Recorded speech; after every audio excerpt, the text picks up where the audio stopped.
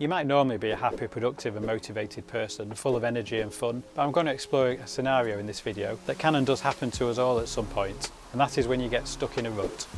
You don't feel like doing anything at all, you're burnt out, you're demotivated. You're probably wondering, how did I get into this? And more importantly, how do I get back out? I've certainly had my own fair share of ruts, and so I want to share with you 5 things that you can do that will help you climb back out of that rut. Plus I'll share 2 bonus tips at the end that really work for me. Now I do want to stress that getting out of a short-term rut is very different from experiencing depression. My tips might still help, but if you think you are suffering from a long-term depression, then it is important you seek out further help with the condition. Now, I'm Nick, and here on my channel I explore methods and ways to become more productive so that you can live a happier and joyful life. So, we're on a productivity roll, smashing goals left and right, feeling like Superman with a cup of coffee. But then, out of nowhere, kryptonite in the form of a productivity rut hits you. Suddenly your to-do list seems like a mountain, your motivation's playing hide and seek with you, and you feel like a hamster on a wheel, running but just getting nowhere. First off, let's dive into the do something principle. It's kind of like lighting a match in a dark room. You just need a small spark to illuminate your motivation. It could be simple as making your bed, brewing a cup of coffee, or even jotting down your thoughts. But these tiny actions are like nudges to your motivation, whispering, hey, it's time to get moving.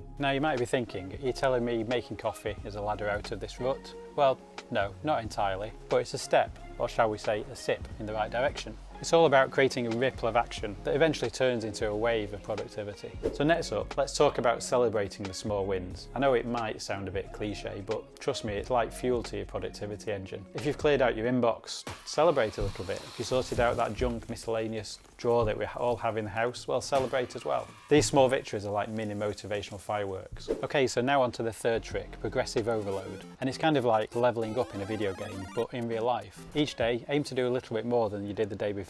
It's not about morphing into a productivity superhero overnight, but about gradual growth. And remember, every level up is a step closer to becoming the best version of yourself. Now, strategy number 4 is all about creating a conducive environment. Surround yourself with things that inspire you. It could be motivational quotes, pictures of your goals, or even a playlist of uplifting music. Create a space that screams productivity and let that influence your mindset. Now, strategy number 5 is about embracing the power of social accountability. So share your goals with someone you trust, be it a friend, family member, maybe your pet goldfish. Hey, whatever works for you. But when someone else is in the know, you're more likely to stay on track. So I hope that at least some of these strategies can work for you, but I also want to share 2 more things. And these are both things that have really worked for me personally. First up is to acquire and maintain relationships with people who inspire you. When we maintain social cooperation, we establish meaningful relationships. We can be happier, healthier and more productive. So what do I mean by this? Well, you might not be getting those meaningful relationships from your current everyday friend group. Sure, you might get on with them well, but are those interactions deep and meaningful? Do they align with your own thoughts and ambitions? Sure, those interactions might be fun and day to day, you're inside your comfort zone, but they're not inspiring and they don't give you a sense of purpose. Now, I'm not saying you need to go and ditch all your friends, but try to spend a little time seeking interaction with people who are doing inspiring and challenging things. Things that also motivate you and give you the freedom to stretch your own capabilities. Whenever I've done this, I've come away feeling energized, full of ideas and inspiration, and that new spark that helps stop me falling into that rut. Try to engage with like-minded people, look for online groups or physical events and hangouts. Make those connections and aim to keep them going as often as you can. Have conversations or meetups. Doing this regularly with people you can share the same values with can be extremely beneficial.